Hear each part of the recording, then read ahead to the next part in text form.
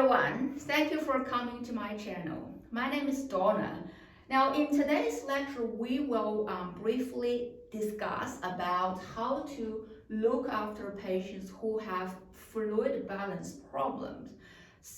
If we work as a nurse, we could frequently meet patients who have fluid balance issues such as dehydration or fluid overload. Now, especially for older patients, elderly patients, they frequently,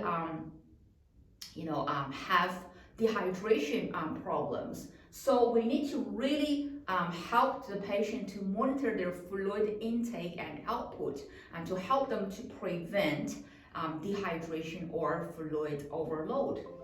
So firstly, let's have a look about dehydration. So what means dehydration? Dehydration means that the patients do not have enough fluid, enough blood volume in their body. Now, low amount of fluid in the body is harmful for the health. So let's think about what things could cause the low fluid in the body. So the factors of dehydration could include less fluid intake. Less fluid intake. That means if the patient doesn't drink enough water, then there won't be enough blood volume in the body, so the patient could be dehydrated. Or if the patient is nausea or vomiting, so it's quite hard for the patient to take anything orally. Or if the patient had an accident and lose a lot of blood, had heavy bleeding, so this could reduce the blood volume in the body as well. Okay, so there are different reasons that can cause dehydration. So understand this terminology first. So dehydration means that there is lack of blood volume, lack of fluid inside the body. Now, dehydration could cause serious harm to the body. So if the person has been dehydrated for a long time, there is not enough fluid continuously, so the patient could suffer serious health problem and even lose life.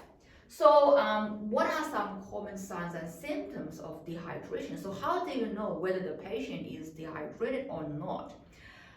Say if there's not enough fluid, if there's not enough blood volume. Now normally the patient can feel dizzy, like lack of energy, very tired, fatigue. The face color could be pale, especially if the patient had a heavy bleeding. The patient lose a lot of blood, so the face color, so the skin color could turn pale. Also sometimes patient could be restless. There is like a mood change. And also a very typical symptom of dehydration is significant reduction of the blood, urine output. So when patient is dehydrated, there is reduction of the urine output.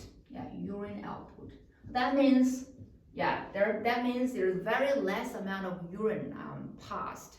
So you can monitor patients' urine output. If there is like less than 30 ml of urine output for each hour, that is quite serious. That means the patient is really dehydrated, and you have to encourage the patient to drink more water. And also with the urine, we have to monitor the urine as well. So if the urine color looks quite concentrated, and with strong smell, and that could also indicate dehydration. So so when patient doesn't have enough fluid in the body, like the urine, there won't be enough urine output, and also the urine could be very concentrated. Then these are the major indications of the dehydration, and patient could even reduce consciousness as well.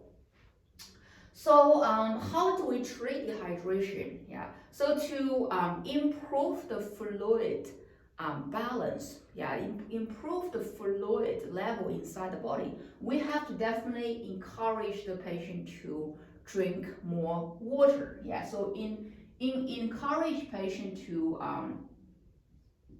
improve the water intake.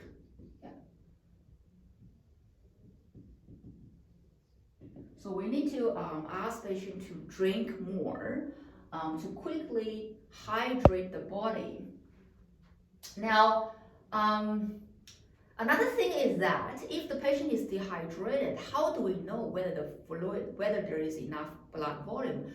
Another way to check is to measure the blood pressure. Measure the blood pressure. So normally if the patient is dehydrated, the blood pressure will drop. The blood pressure will drop because there is not enough blood volume.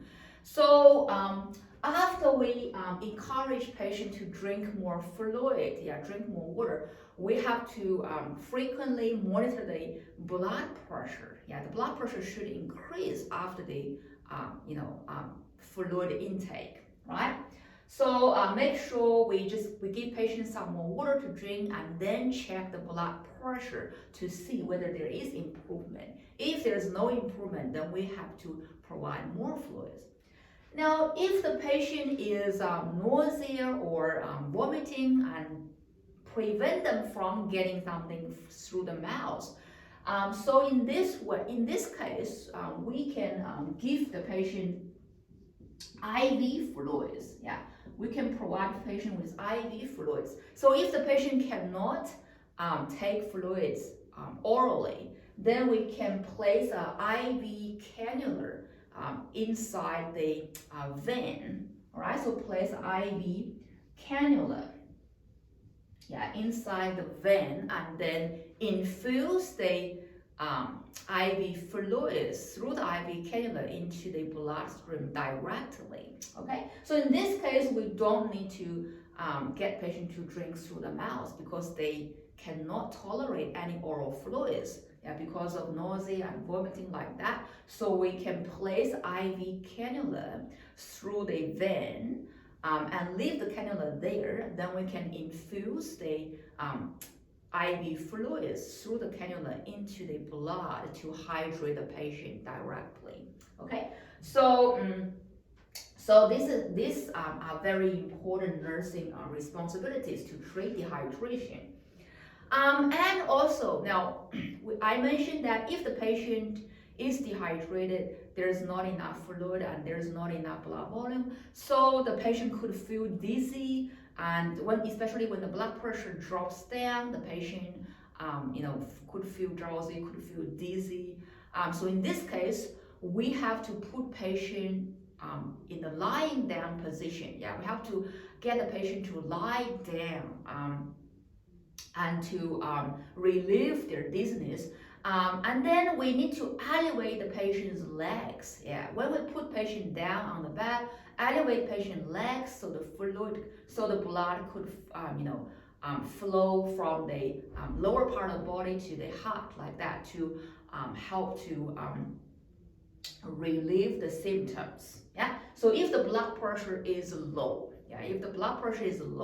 due to dehydration, now not only we encourage patient to drink more water, but also we try to lie patient down and elevate their legs up to promote the fluid return, and then to treat the symptoms related to the low blood pressure. So we can help the patient to increase blood pressure through these ways.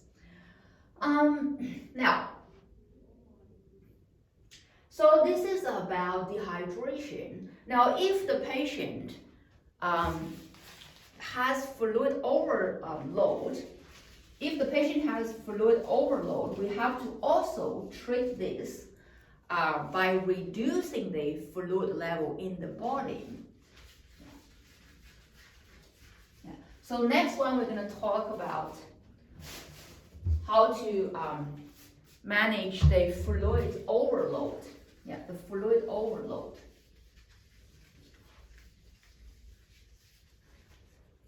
Yeah, sometimes, for example, if the patient has too much fluid in the body, and then this fluid cannot be removed effectively. So in this way, the fluid overload could also affect the health and could be harmful as well.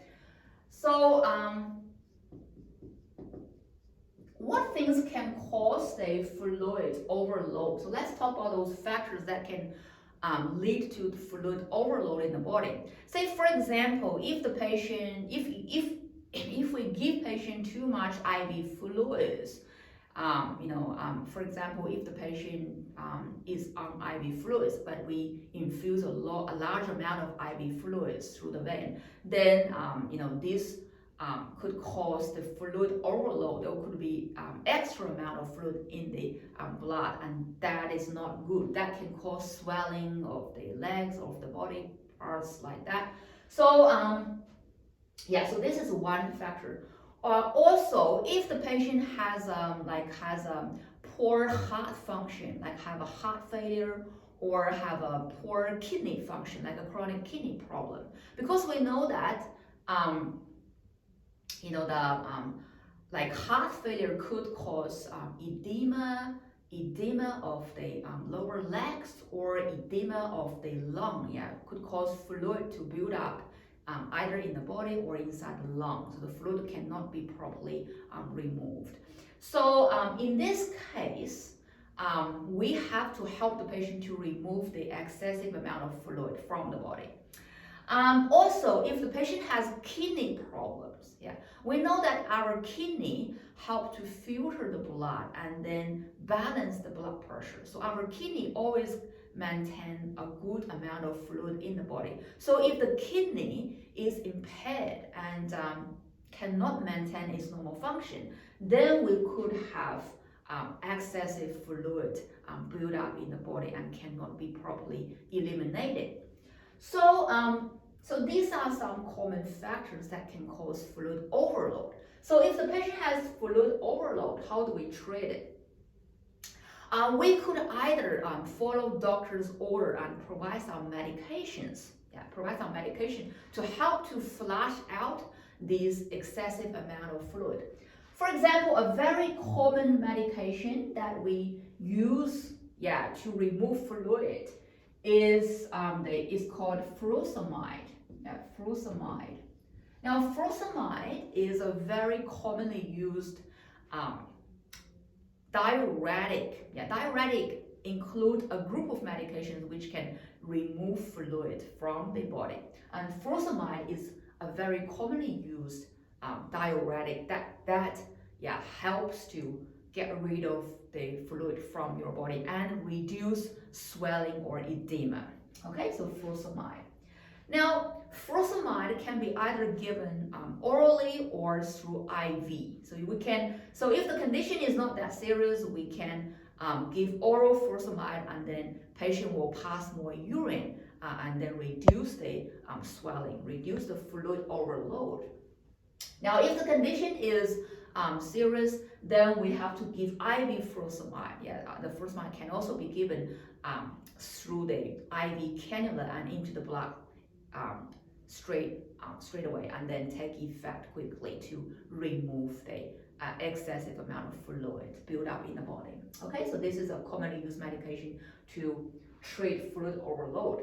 And also, now if the patient have edema or swelling, now sometimes when there is extra amount of fluid in the body, the patient could have like swelling of the legs, some body parts gets swollen. So in this case, we will need to elevate the legs. In this case, we need to elevate the patient's legs to reduce that swelling. So when the legs are swollen, if we lift up the legs, the fluid that in the blood vessels will then return back to the heart. Yeah. So elevated legs could help the blood return. Yeah, blood return.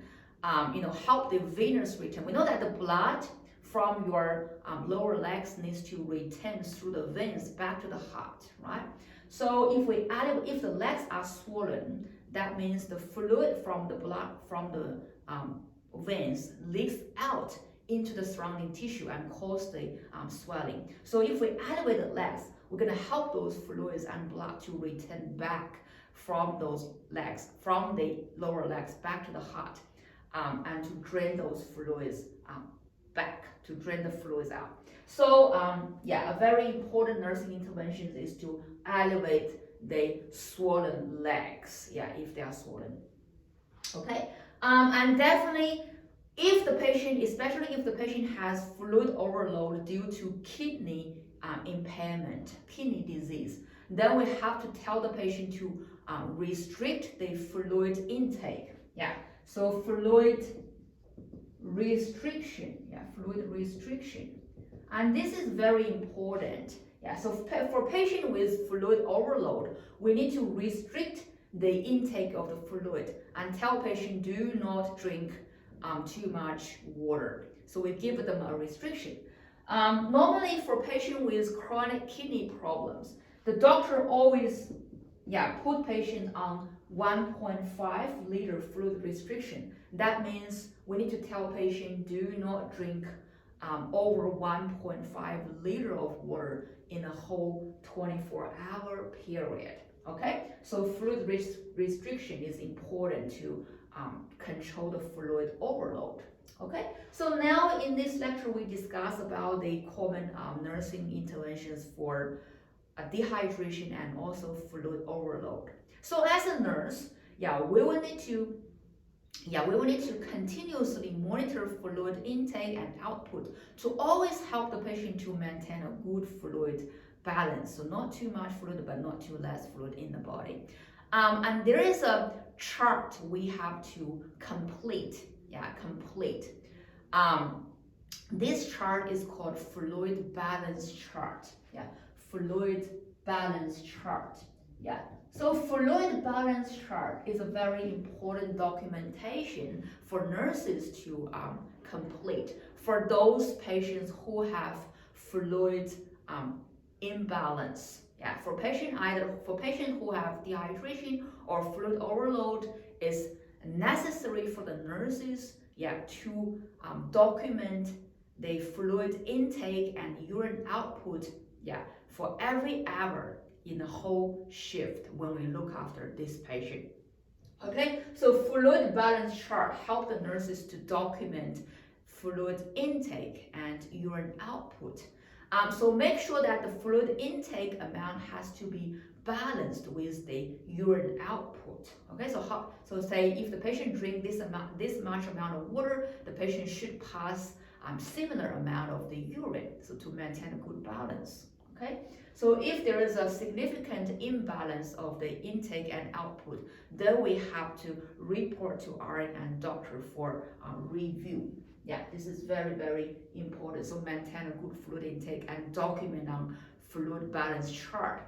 Now, when we document on fluid balance chart, we have to document every hour. Every hour. For example, 8 o'clock patient drink 100 ml of the tea, and 10 o'clock patient drink another 200 ml of the coffee, like that. So we have to document any kind of fluid that this patient drink during the whole 24 hours, and we have to document every hour about what fluid this patient drink and how much did this patient drink. Okay, now all the liquid fluid that that patient drink is counted as fluid. It's counted as fluid. So for example, soup, tea, coffee, water, milk, like all this, any kind of fluid belongs to, has to be documented on the fluid balance chart.